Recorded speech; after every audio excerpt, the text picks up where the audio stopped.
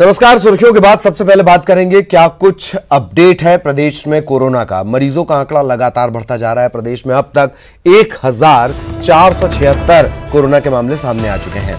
73 लोगों की मौत हो चुकी है, 75 लोगों की मौत हो चुकी है, जबकि 139 लोग स्वस्थ हो चुके हैं। इंदौर में 897 पॉजिटिव केस हैं, 52 लोगों की यहां पर मौत हो चुकी है, 71 मरीज स्वस्थ हो चुके हैं। मुरैना में 14 कोरोना संक्रमित मामले हैं, 6 लोगों की मौत हो चुकी है, 3 मरीज यहां पर स्वस्थ हो चुके हैं। उज्जैन की बात करेंगे, 28 मामले यहां सामने आए, 6 लोगों की मौत हो गई, 3 मरीज स्वस्थ भी हुए। जबलपुर में 21 संक्रमण के मामले सामने आए हैं और 6 मरीज यहां पर स्वस्थ हो चुके हैं। भोपाल में 240 कोरोना संक्रमित मरीज सामने आए, 7 लोगों की मौत हो चुकी है, 34 मरीज स्वस्थ भी हुए हैं। ग्वालियर में 6 मामले सामने आए और 6 मरीज स्वस्थ हो चुके हैं। शिवपुरी में 2 मामले सामने आए, दोनों मरीज स्वस्थ हो गए हैं। खरगोन में 39 मामले, 3 मरीजों की मौत हो चुकी है, 3 मरीज स्वस्थ। छिंदवाड़ा में 4 कोरोना संक्रमण के मामले सामने आए थे, 1 मरीज की इसमें से मौत हो चुकी है, बाकी उसके रिश्तेदार ही हैं जो संक्रमण अभी फिलहाल एक्टिव केसेस में। बड़वानी में 24 मामले सामने आए हैं, विदिशा में 13 मामले, बैतूल में 1 मामला, होशंगाबाद में 24 मामले, श्योपुर में 4 मामले, रायसेन में 23, खंडवा में 33, धार में 36, देवास में 19, शाजापुर में 6 पॉजिटिव केस सामने आए हैं। सागर 2 मामले सामने आए, मंदसौर में 8, रतलाम में 12, सतना में 2, टीकमगढ़ में 1, आगरमालवा में 11, अलीराजपुर में 3 मामले, राजगढ़ में 1 मामला सामने आया है। और भोपाल में 27 पॉजिटिव मरीज मिले हैं, 27 संक्रमित मरीज मिले हैं। सभी की कांटेक्ट हिस्ट्री तलाशी जा रही है। कौन कौन इनके संपर्क में आया, कहां कहां ये लोग गए थे, इन सभी को फोन किया जा रहा है, ट्रेस किया जा रहा है। 27 नए मरीज मिलने के बाद कोरोना संक्रमितों का आंकड़ा भोपाल के हिसाब से 240 तक पहुंच गया है।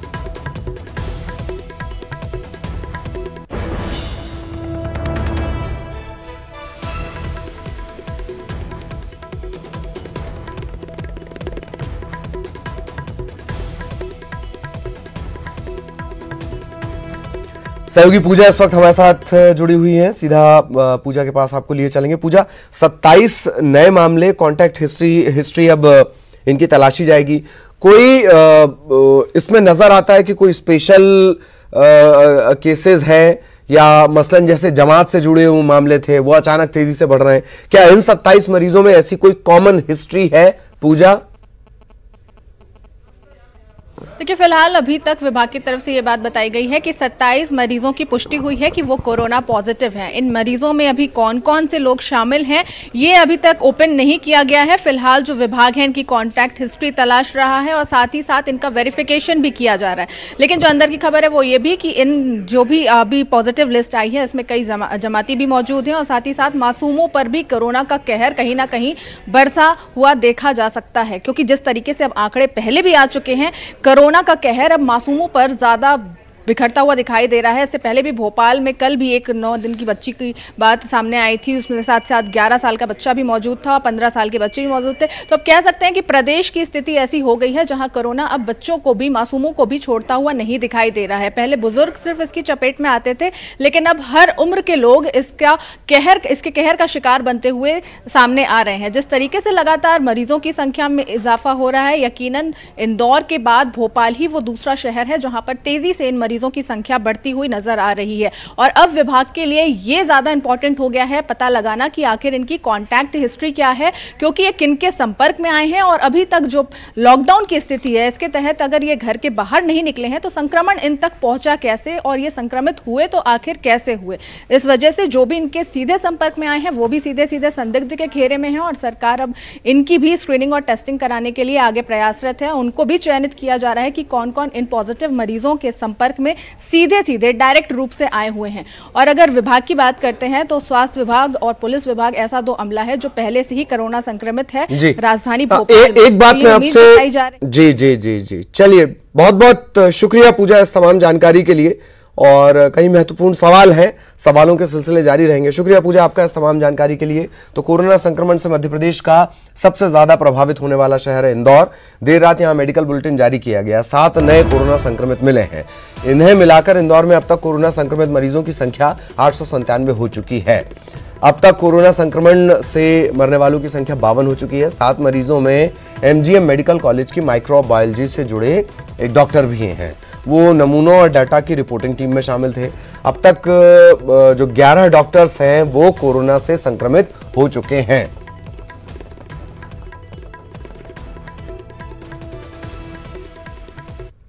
पॉजिटिव आई थी और उसके बाद अपने जिले का टोटल जो आंकड़ा है वो 897 तक पहुंच गया है।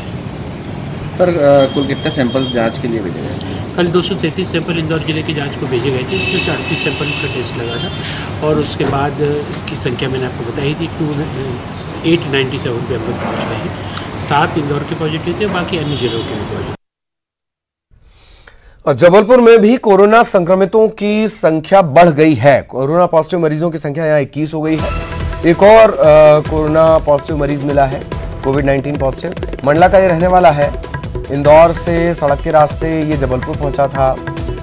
2 पहले चेक पोस्ट से इसे सीधे अस्पताल भेजा गया था।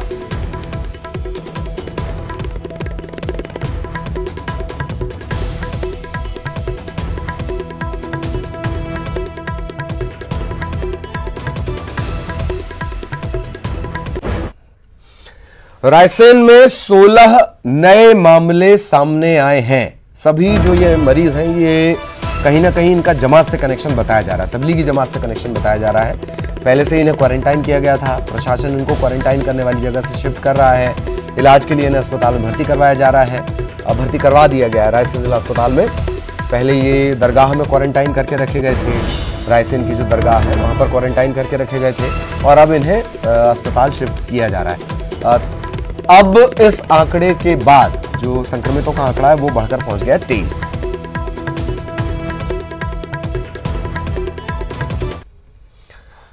और जबलपुर से फरार कोरोना संक्रमित मरीज को पकड़ लिया गया है। इस मरीज का जबलपुर के नेताजी सुभाष चंद्र बोस मेडिकल कॉलेज में इलाज चल रहा था। नरसिंहपुर ये वहां से फरार हो गया। इसके बाद नरसिंहपुर के मदनपुर चेक पोस्ट से यह पकड़ा गया है। इसकी गिरफ्तारी दरअसल हुई है। ये कैदी है, आरोपी है। ये NSA इस पर लगा हुआ है, राष्ट्रीय सुरक्षा कानून। जबलपुर के सेंट्रल जेल से भेजा गया था। पुलिस ने फिर इसे अस्पताल में भर्ती करवाया गया। वहां से ये फरार हुआ। इनाम तक इस पर लगाया गया था।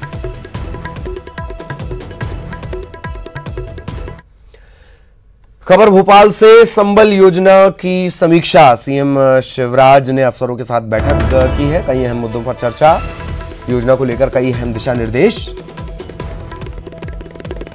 संबल योजना ये सरकार की महत्वाकांक्षी योजना, क्या स्थिति है, क्या इसमें अपडेट है, इसे लेकर तमाम तरह की चर्चाएं इस बैठक में हुई हैं।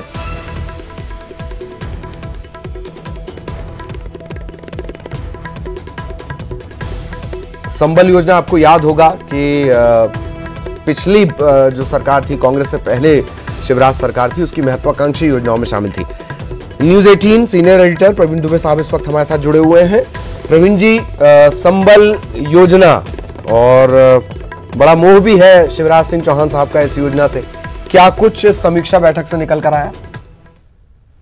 देखिए, 2-3 चीजें हैं ललित इसमें। ये पिछली सरकार ने, जो कमलनाथ सरकार थी, उसने इस योजना को बंद कर दिया था और आपको याद हो तो घोटाले के आरोप भी इस पर लगाए गए थे। ये शिवराज जी की शुरू की गई योजना है जिसमें बहुत सारी सुविधाएं लोगों को दी जाती हैं। अंतिम संस्कार के लिए पैसे भी दिए जाते हैं। इसमें यदि किसी का एक्सीडेंट हो जाए, कोई डेथ हो जाए तो, और भी जो गरीब निम्न वर्ग का जो तबका है उसकी मदद के लिए ये योजना शुरू की गई थी। तो शिवराज जी ने आते ही, क्योंकि उनकी महत्वाकांक्षी योजना थी, तो उन्होंने सीएम बनते ही फिर इसे शुरू किया। आज इसकी बैठक हुई, बहुत सारे मसलों पर बात हुई। ये भी कहा गया कि इसे दोबारा से शुरू करना है। उनके जो हितग्राही जो चिन्हित किए जा रहे थे, जो बंद कर दिए गए थे कमलनाथ सरकार में, दोबारा से चिन्हित किए जाए। आपदा में मारे जाने वाले लोग, एक्सीडेंट में मारे जाने वाले लोग, वो गरीब लोग जिनके घर कोई मदद के हाथ नहीं होते, उनकी लिस्टिंग की जाए फिर से। और तो ये एक तरह की समीक्षा बैठक जो है वो आज शुरू हुई। खुद मुख्यमंत्री कमलनाथ ने उसे शेयर किया और इसके अलावा उन्होंने उस पर फंड की भी बात की, इसमें हम कैसे इसके लिए फंडिंग करेंगे। तो कुल मिला के हम ये कह सकते हैं कि जो उनकी महत्वाकांक्षी योजना थी, जो पुरानी सरकार ने जिसे बंद कर दिया था, उसे एक तरह से रीओपन करने का एक शुरुआत उन्होंने की है। रीओपन करने की शुरुआत। बहुत बहुत शुक्रिया प्रवीण जी इस जानकारी के लिए, विश्लेषण के लिए। तो इसे रीओपन किया जा रहा है और जैसे कि चूंकि ये योजना डायरेक्ट बेनिफिट देती है, बहुत सारे बड़ा लंबा क्राइटेरिया है इसका और यही वजह है कि इसकी पूरी जानकारी ली गई है। और यहां रुकेंगे एक ब्रेक के लिए।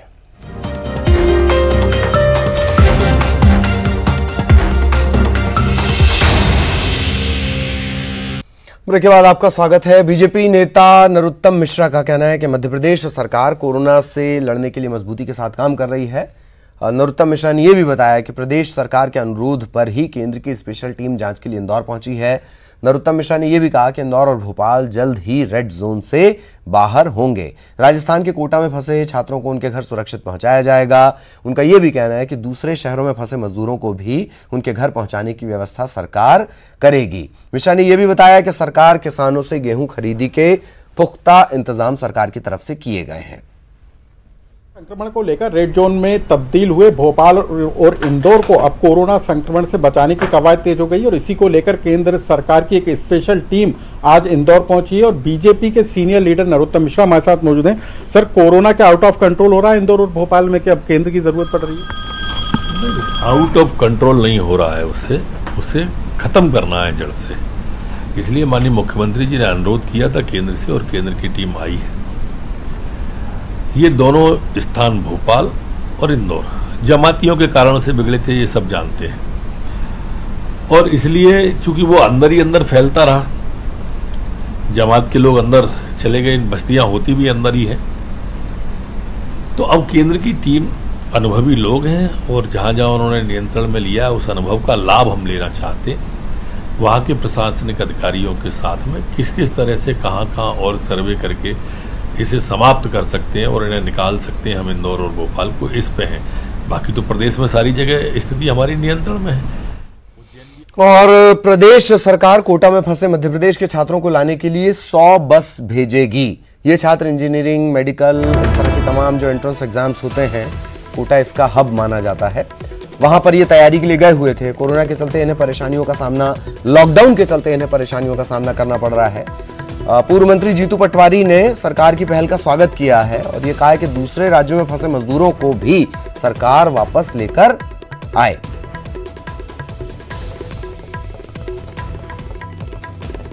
जब जानकारी प्रसारित की गई तो शाम तक हमारे पास 45 बच्चों का कंफर्मेशन आ गया है।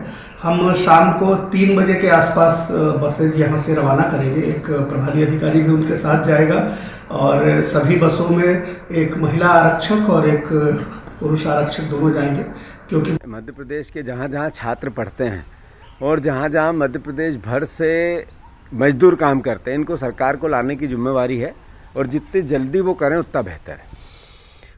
तो एक तरफ कोरोना से बचने के लिए सोशल डिस्टेंसिंग का पालन करने की अपील की जा रही है, दूसरी तरफ लोग खुलेआम इसका उल्लंघन भी कर रहे हैं।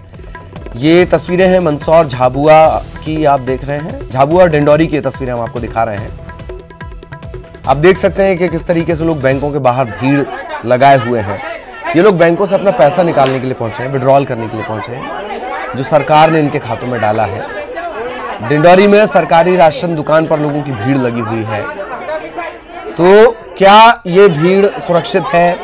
बार बार ये कहा जा रहा है कि सिर्फ आपको दूरी मेंटेन करनी है, एक तय दूरी है। आरोग्य सेतु ऐप में वो दूरी बताई जा रही है, लगातार मीडिया में जानकारी दी जा रही है। बावजूद इसके इस तरीके के हालात, ये झाबुआ और डिंडौरी से आई 2 तस्वीरें देखिए। तो कोरोना को हराने के लिए सोशल डिस्टेंसिंग सबसे कारगर हथियार है, अगर बाहर जाने की मजबूरी हो तो। लेकिन रायपुर में टोटल लॉकडाउन में ढील मिलते ही कैसे इसकी धज्जियां उड़ाई गई वो देख लीजिए। और ये शुरुआत से उड़ाई जा रही हैं, ये शुरुआत से उड़ाई जा रही हैं। तमाम लोग आकर भले ही ये कह दें कि व्यवस्थाएं बन गई हैं, लोग पालन कर रहे हैं, लेकिन कभी ऐसा नहीं हो रहा। रावण भाटा, बस स्टैंड, सब्जी मार्केट, ऐसी कई जगहों पर सोशल डिस्टेंसिंग का पालन नहीं किया जा रहा है।